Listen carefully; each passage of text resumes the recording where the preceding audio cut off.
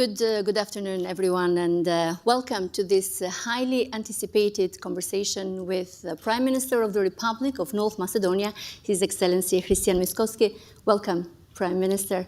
Delighted to have you here. I'm thrilled to be with you. Thank you for the invitation, of course. And thank you for being in such a significant time with challenges for North Macedonia and broader the Western Balkans. To those of you joining in person and to our global audience watching us online, thank you for being part of this important dialogue. You will have the opportunity to ask questions and indeed get Prime Minister's answer towards the end of this 45 minutes event. For those in the room, we will have running microphones, and for those joining us virtually, please submit your question at askac.org. This event falls under our Balkans Forward series here at the Europe Center that intends to keep the Western Balkans on the Washington's foreign policy agenda and indeed advance the Euro-Atlantic integration goal of the region. I'm Ilva Tare, a resident senior fellow at the Atlantic Council's Europe Center, and I'll try to make sure to ask Prime Ministers Mickoski on the most pressing issues shaping North Macedonia's today, from the EU accession journey, the Bulgarian veto, the relationship with the United States, the new Trump administration, the role of North Macedonia on the EU foreign and defense policy, on the war of Ukraine, and also we will examine the strategic positioning in this increasingly complex geopolitical landscape. And also, what are the actors that you have most concerns that have influence in your country and in the region, including China? But let me start, Prime Minister, but what I believe undoubtedly has been a source of frustration for your country. North Macedonia has secured candidate status 20 years ago, in 2005, alongside with Croatia. Yeah. Yet Croatia now is a fully fledged member, and your country has remained at what you have described it as a waiting for Godot scenario.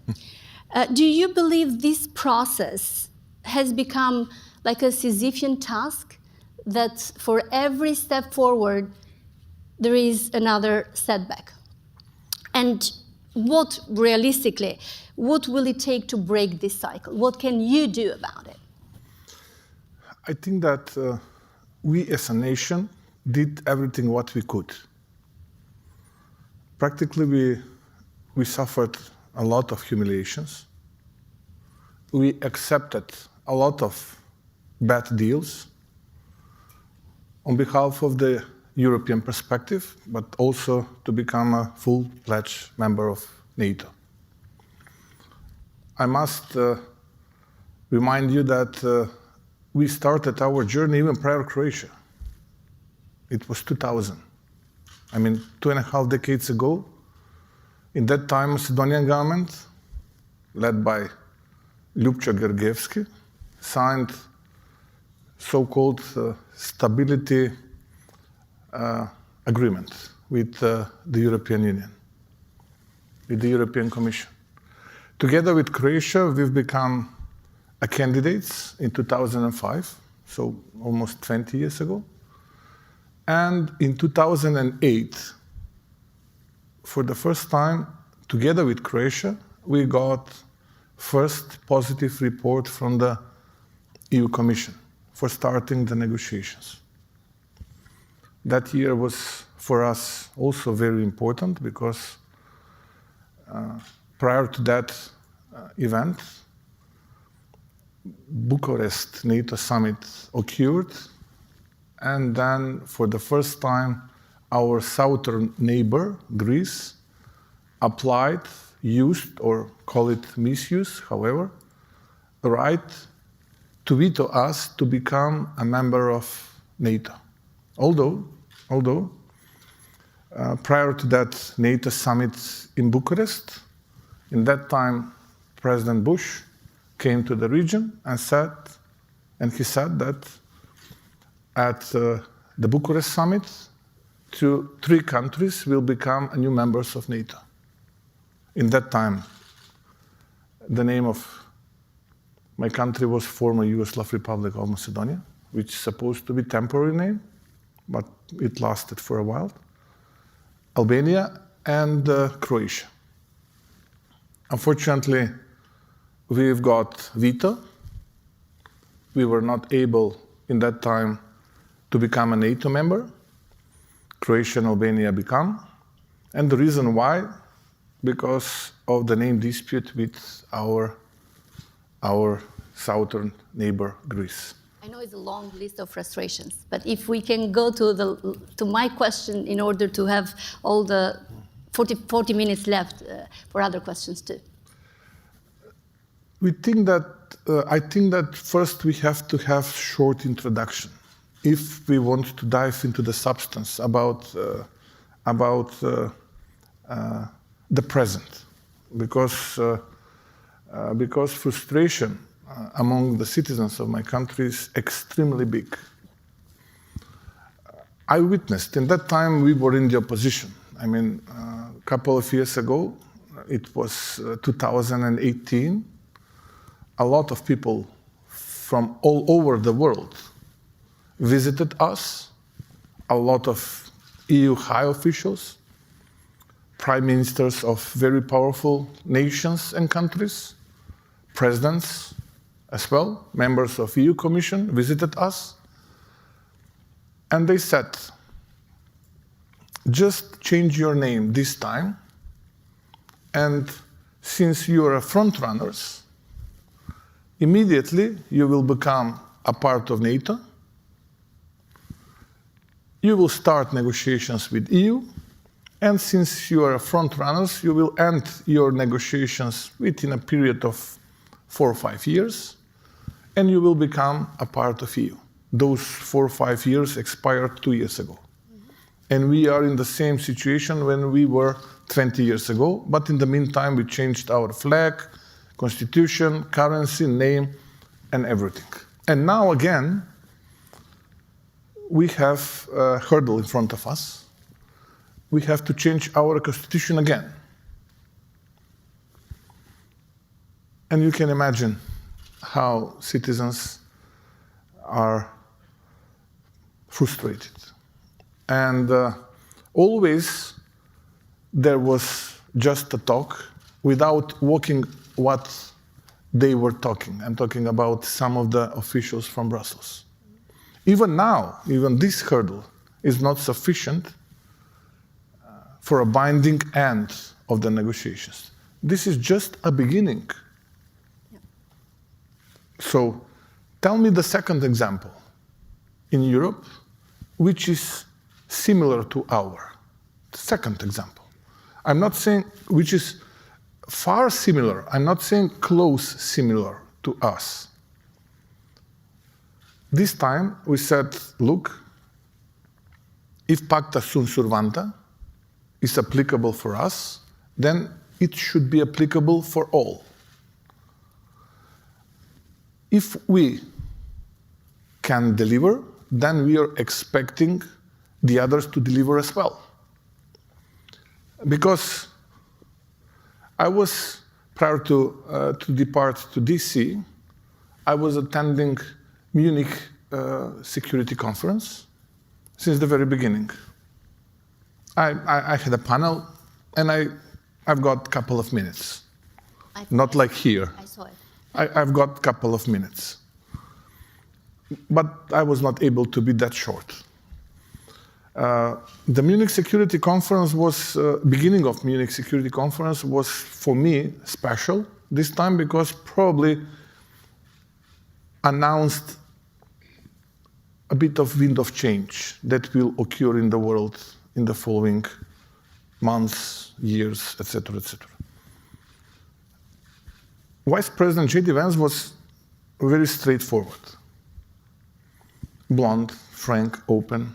He said a couple of things which are our reality, in which we are living. And some of the audience was negative. Gentlemen and ladies were negative, and they said, look, this is interference into the domestic issues of sovereign countries. And then I'm wondering, change of name, flag, currency, constitution. What is that? Isn't it interference into the domestic issues? And all those events were advocated by the same people which were negative for the, according to my humble opinion, straightforward, frank, and open speech of Vice President J.D. Vance. So we have to face with reality, not to avoid reality. And we are ready to face, but we are ready to face with our reality. And we will deliver, as we delivered in the past. Let me ask you about those realities. But before I go into the Bulgarian issue, the previous Trump administration played a significant role in the PRESPA agreement, which resolved the long-standing name dispute with Greece, as you mentioned. Do you see the current US administration exerting any similar influence in encouraging Bulgaria to lift the veto? I would not be that big fan of saying that the previous Trump administration. I think that that was an old dispute. And unfortunately, the result of that dispute was only membership in NATO, despite the fact that not only membership of NATO was a part of that deal. The second part of that deal was membership in EU.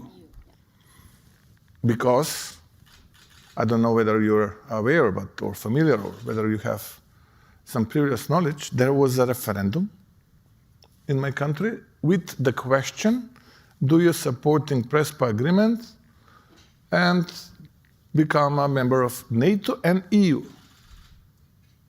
That was not a question just for NATO. It was question NATO and EU. And that's why I'm traveling all around the globe now, to spread a little bit story about Macedonian destiny, which is something that is role model of double standards. And that's why I'm saying that maybe sometimes I'm exaggerating by being straightforward and frank. But since elsewhere where I am traveling, no one is asking me about economy, about FDIs, about healthcare, education. Everybody is asking me about name dispute, about Bulgaria and this and that. Then always I have to present my point of view. I will make sure to ask you about economy. Super. If you let me. But given we are speaking here at Atlantic Council's headquarters and we are in DC, what are your expectations for the partnership with the United States? We are a strategic partner of United States. And I think that in the further coming period, we will increase our strategic partnership. Maybe we are small, but with super big geostrategical importance. We are landlocked country, but we are at the heart of the Balkans, a bit of natural crossroad that is connecting or intersecting two very important pan-European corridors, Corridor 10 and Corridor 8. Corridor 8 is the second most important corridor for NATO, which is connecting Black with the Adriatic Sea, practically port of Varna and port of Durrës, Port of Varna in Albania, Port of Durrës in Albania. And our strategical positioning, I think that will be very, very important and become a big reason for increasing our strategical partnership. I just want to remind you that there is agreement between both countries for strategic partnership signed approximately a decade and a half ago. In that time, please don't get me wrong if I'm mistaken, between the Ministers of Foreign Affairs Condoleezza Rice and Antonija Miloševski. That was after the Bucharest summit failure. Some of the audience can remind me if I'm mistaken, but I think that I'm right. So there is agreement for strategical partnership between both countries. And since we're talking about strategic partnership and talking about economic issues that are close to your heart, the new U.S. administration has placed a strong interest in a strong emphasis on the economic cooperation, and including the Western Balkans. Are there any specific investments or initiatives that you are hoping to pursue with the United States? And in turn, what can Macedonia offer to the United States? What can it bring into the table? There are a lot of American investments.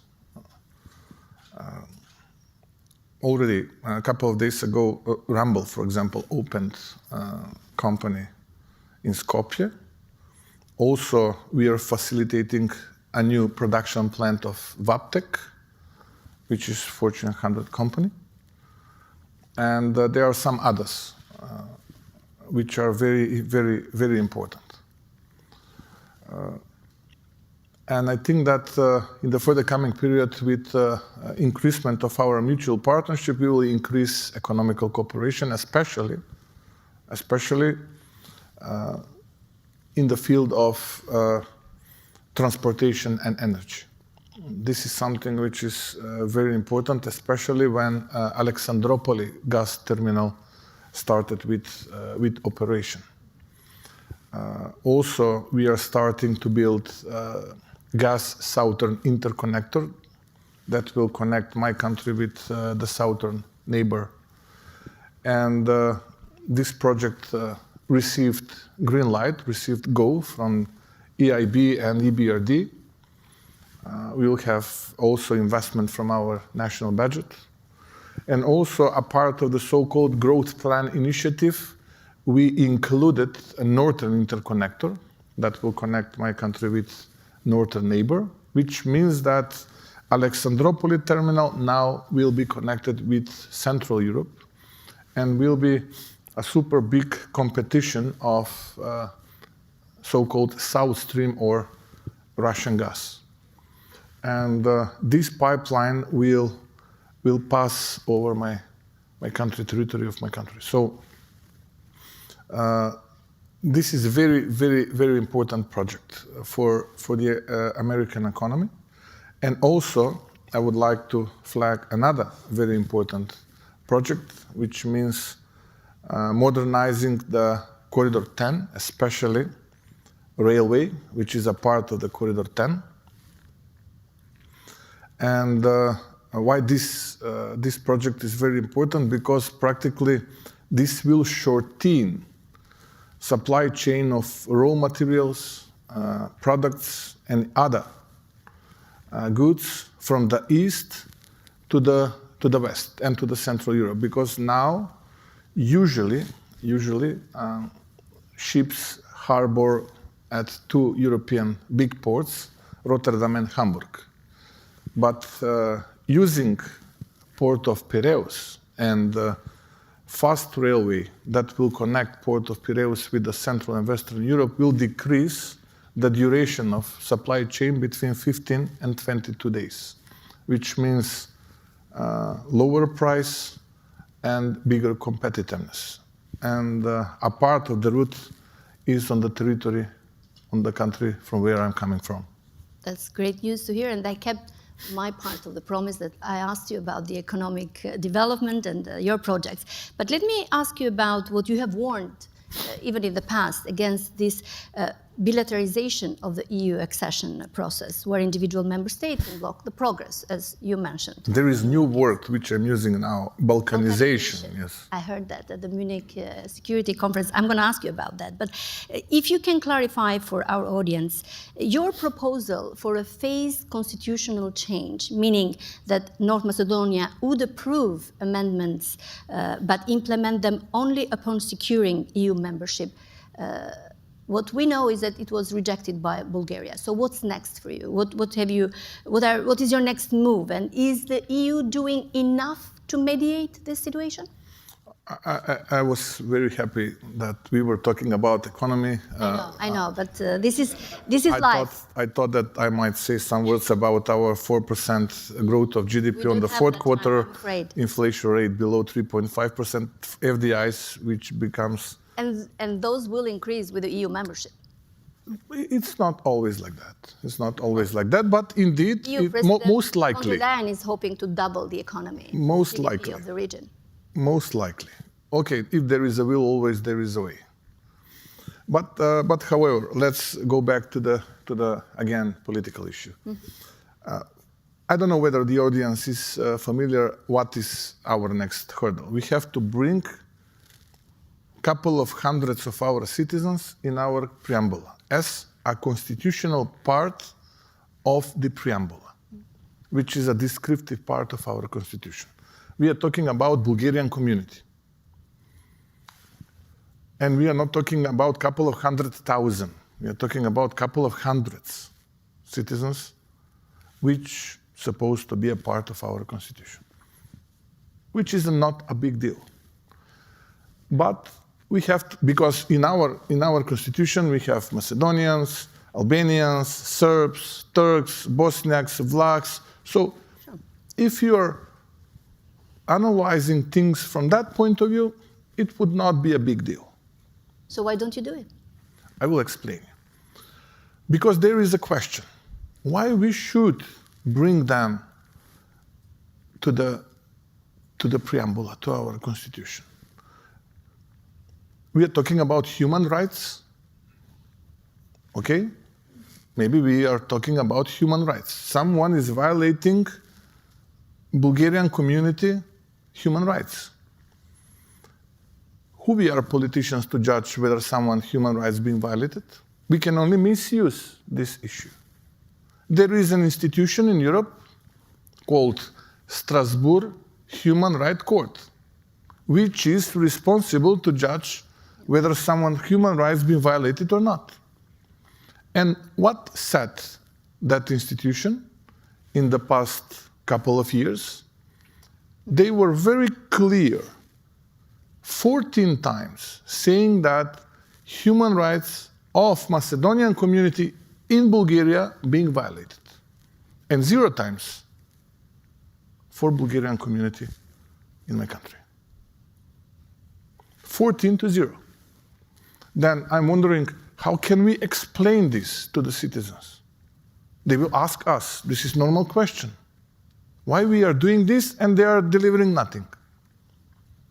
That's why we said, since this is not something that is crucial, because negotiations means strengthening institutions, improving capacity of the institutions, not solving bilateral issues. Because Copenhagen criteria is one way. Strengthening institutions, improving capacity of institutions is another part of the story. We said, okay, we will finish this, but when we will end our negotiations? Because we fear that this might convert into the never-ending story. And there will be additional request, and no one knows when all of this will end. Mm-hmm. So that was our approach. Okay, so did that lead anywhere? I'm asking about what's next. What are you going to do about it? We are presenting our approach. We are trying to convince as much as possible people. We are trying to convince as much as possible diplomats that this is the right approach for the country and for the nation, which suffered a lot of humiliations just on behalf of the EU perspective, like no one did. Prime Minister, there are some that argue that recognizing Bulgaria's in your constitution is not... approach and principle, they are in, you are out. If you want to be a part of the club, then you have to accept everything. It's a bit of ultimatum.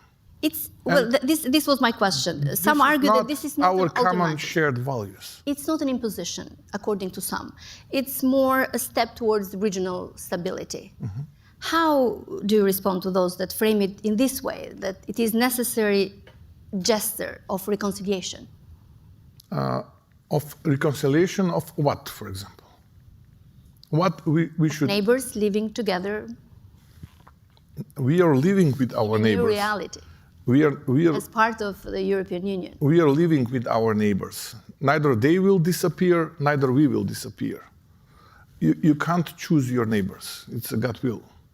Who will be your neighbor? Mm-hmm. But, you know, when we are talking about EU perspective, then we should talk about common shared values. We should talk about artificial intelligence. We should talk about good environment, economy, better education, good healthcare, agriculture, tourism, etc., etc. But talking about something what happened in the Middle Age, okay, we can talk, but there is no one alive that can witness what happened. And that will be a constraint for you to become a member of EU, then this is not good. This is not good. That's why I'm saying some of the EU member states which are coming from Balkans brought Balkan in Brussels instead of bringing Brussels to Balkans. And Balkanization of Europe is a problem now. Is a problem because if we are misusing Brussels institutions for solving bilateral issues, it's not a part of our common shared values. It's not a part of the idea of De Gasperi, Schuman, and Adenauer, founders of EU community. Now that you have defined, you have coined the expression Balkanization, do you have a recipe how to address this? We have to work. We are a small nation. We have to work and we have to present our position. And I'm ready to talk with everybody, everywhere. Are you concerned that this limbo will continue? Definitely. Longer? Definitely. Definitely. And what can EU take more proactive role in solving this issue? That's why we are very much frequently present in Brussels. People from my cabinet, Minister of Foreign Affairs and Foreign Trade, our ambassadors there, our diplomats are having frequent meetings. We are presenting our position, our arguments, etc., etc. And you must agree with me that approach, we are in, you're out. If you want to come in, then you have to accept everything what we ask from you. It's not a good approach. It's not a European approach. I wish I could, but I come from the Balkans too, so I know that's not that realistic. There is a famous quote of Sir Churchill saying that Balkan is producing too much history. More than it can consume. Which is not able to consume it, of course.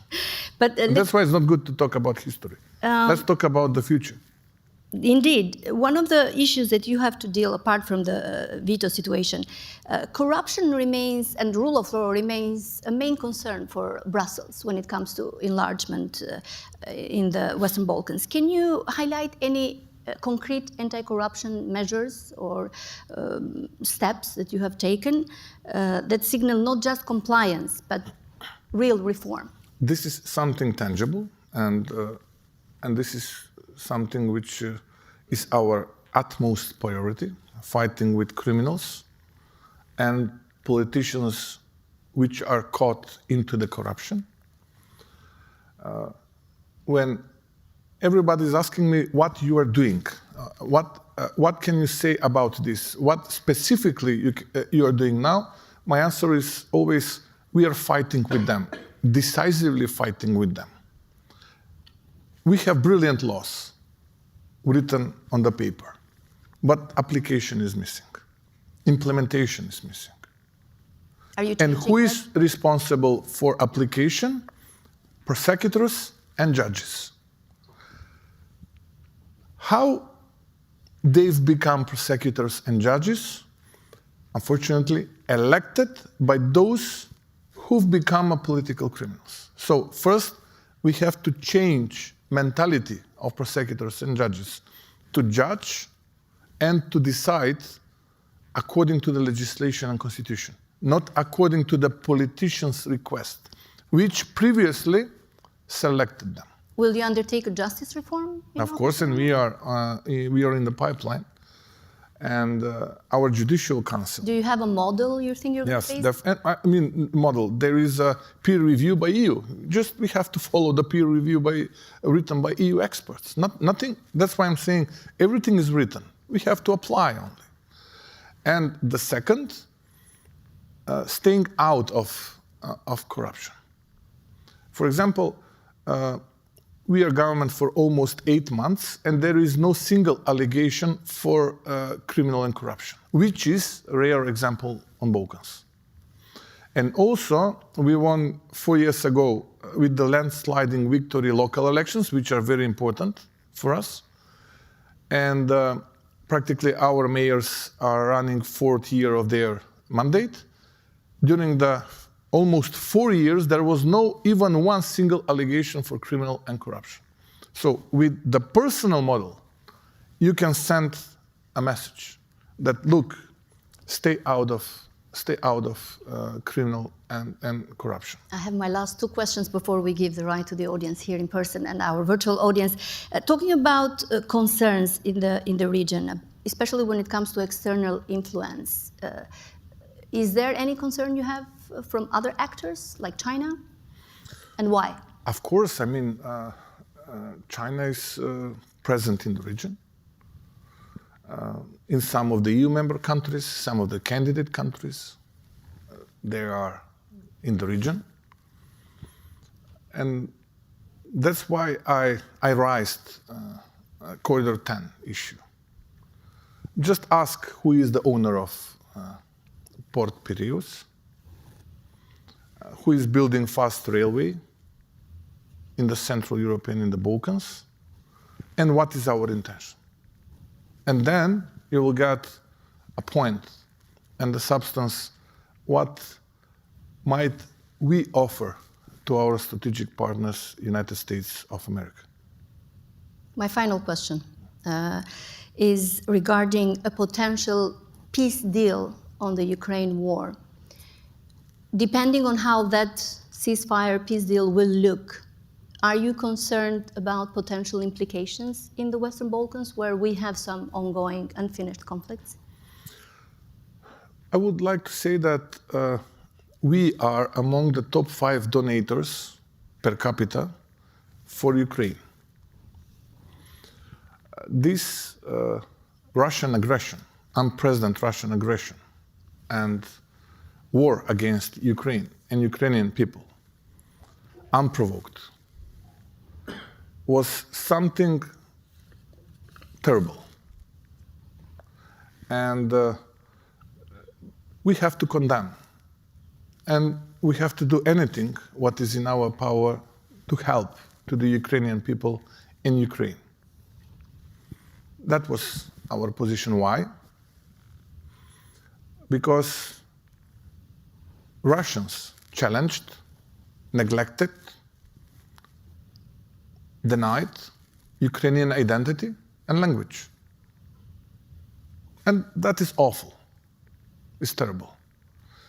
But at the same time, parliament of one EU member country neglected and denied Macedonian identity and my mother tongue Macedonian language, which is, by the way, official language of United Nations since 1945, and internationally codified since 1977. So we have to have same approach for both dossiers. Yes, there is invasion, people are dying, it's terrible, it's awful. We are helping them as much as we can. I said we are among the 5 countries which are donating a lot of ammunition, weapons per capita in Ukraine. But what about Macedonian dossier? let's talk about that as well.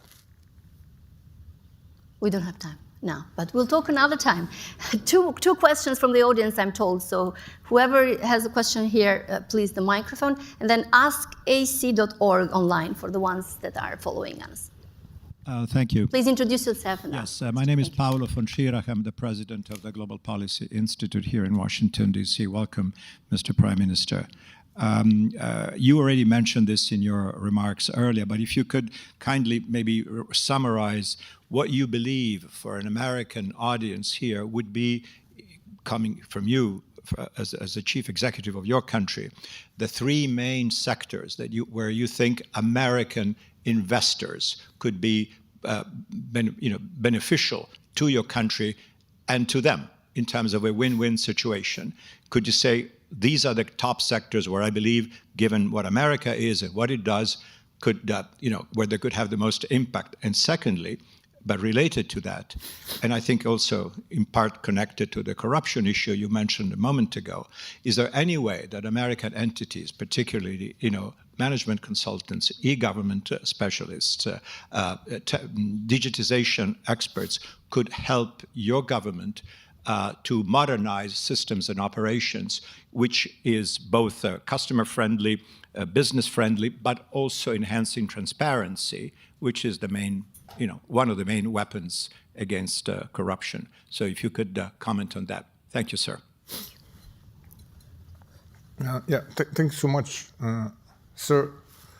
I will answer on both questions. When it comes to the potential investments, I said first, energy.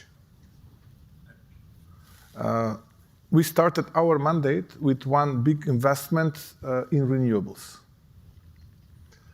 We are building, investor is foreign. This is a big scale foreign direct investment. We are talking about $500 million US. They are building wind farm, but the potential is super big. Not only for building production capacities, but also trading with the electricity, because we are very well connected with the export and import-oriented countries. So that's why I said we are a bit of crossroads. Our priorities are three pillars. Become a crossroad of energy cross-border transactions, transportation, highway, railway, and connectivity. This is something which is our priority.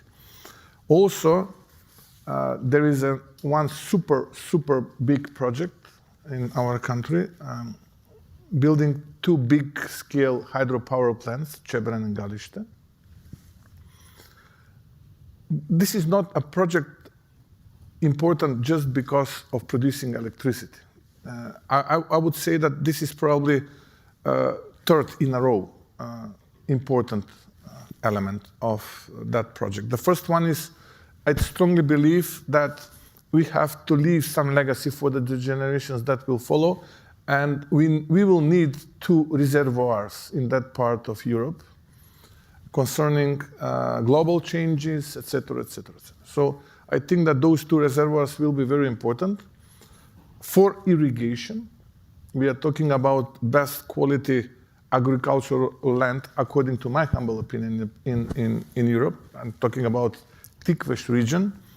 According to the ancient beliefs, it was the home of the god of wine Bacchus, which is something that might be attractive, and also for tourism. Therefore, I think that this is also something that we have to emphasize now. And the third issue is transportation, Corridor 8 and Corridor 10. When it comes to the rule of law, American support, American help,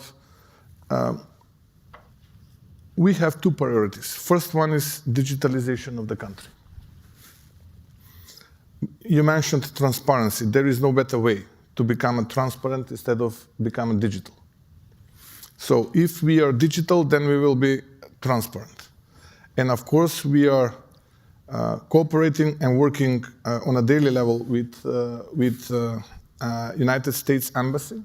We have extremely powerful and fruitful cooperation with your representatives, with ambassador down there, and one of the utmost priorities which are of mutual interest is fight against criminal and corruption and rule of law.